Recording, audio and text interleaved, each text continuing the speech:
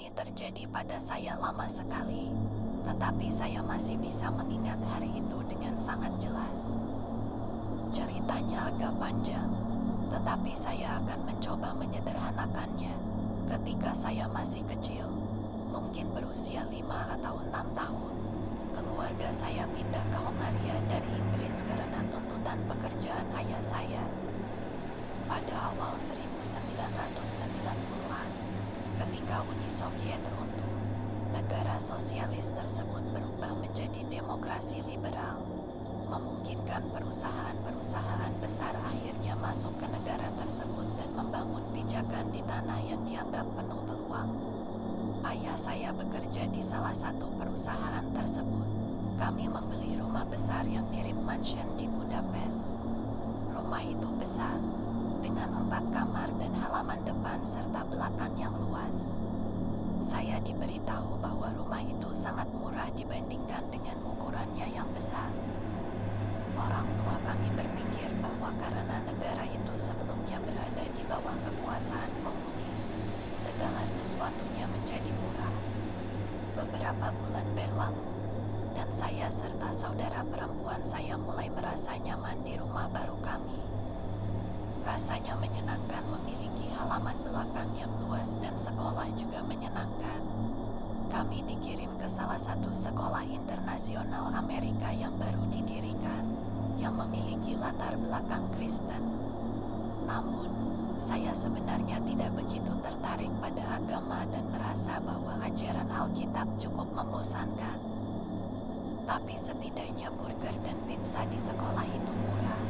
Beberapa minggu berlalu lagi, dan kami sekarang benar-benar merasa seperti di rumah baru kami. Tetapi kemudian hal-hal mulai menjadi aneh dengan sangat cepat. Saya berbagi kamar di lantai atas dengan saudara perempuan saya, dan setiap malam kami berbicara hingga tertidur. Namun, suatu malam, kami berdua sangat lelah setelah bermain di halaman belakang.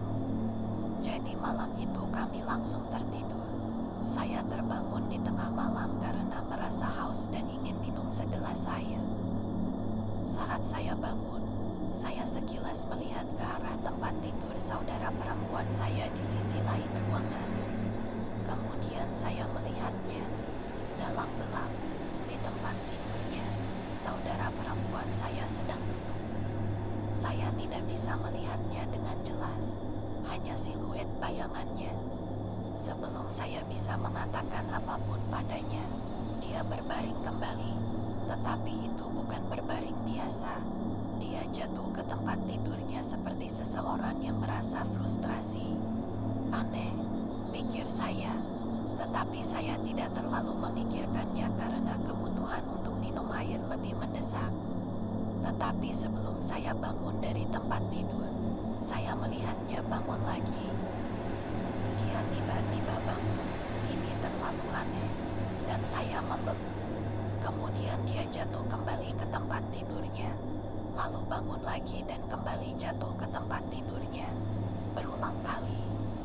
Tempat tidur bergetar dan mengeluarkan suara mencicit setiap kali dia jatuh ke tempat tidurnya. Saya tidak bisa bergerak, tidak bisa bernapas. Saya hanya berbaring di tempat tidur saya, melihat bayangan saudara perempuan saya yang bangun dan berbaring lagi. Saya tidak tahu berapa lama waktu berlalu. Terasa seperti berjam-jam, tetapi akhirnya dia berhenti. Dia duduk diam dengan siluet hitam yang sekarang tampak lebih gelap dan pekat.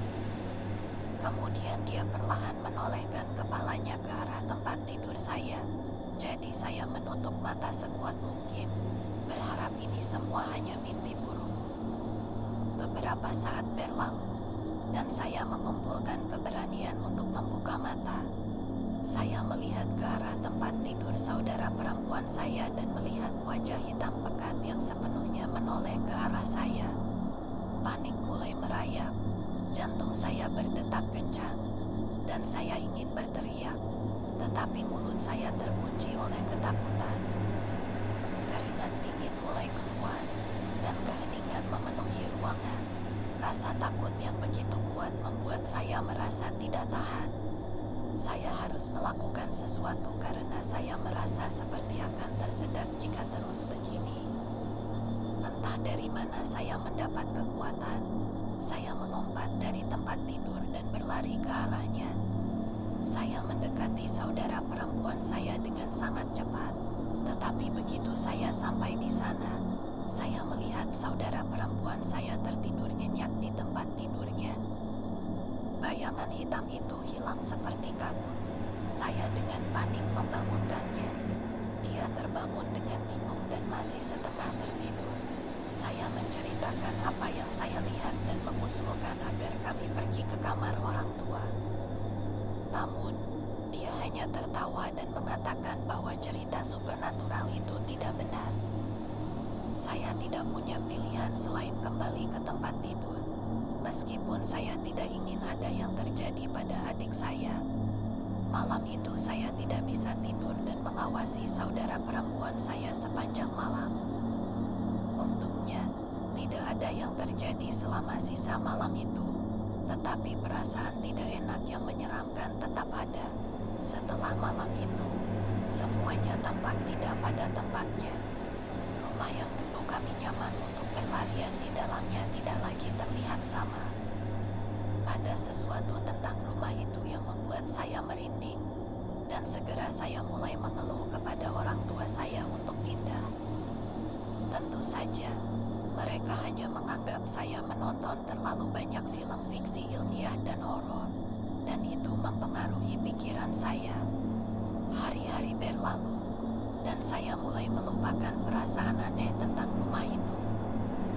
Hidup tampaknya kembali normal, dan saya hampir melupakan insiden tersebut. Tetapi ternyata masalahnya belum selesai. Suatu pagi, saya terbangun karena mendengar teriakan ibu saya yang baru saja keluar dari kamarnya. Dia melihat ke arah saya, dan saya melihat diri saya tergantung di sisi tangga lantai 2, terbalik seperti kelelawar.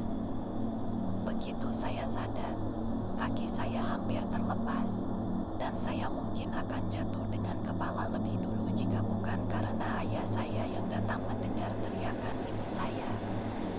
Ayah saya berhasil menangkap kaki saya tepat sebelum terlepas. Saya didiagnosis dengan somnambulisme atau sleepwalking, berjalan dalam tidur.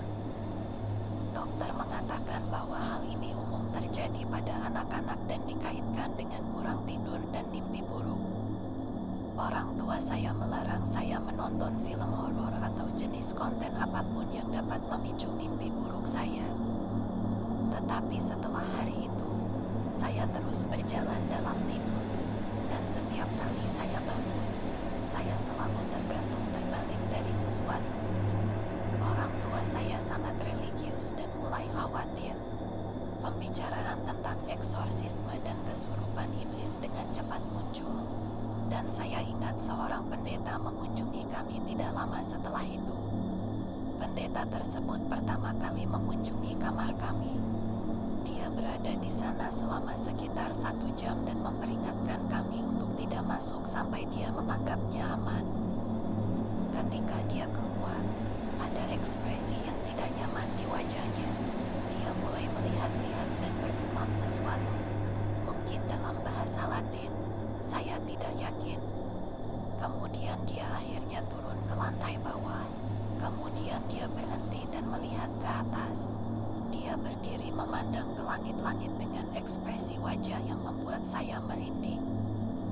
Sesuatu tentang ekspresi wajahnya menunjukkan bahwa ini berhubungan dengan hal supernatural.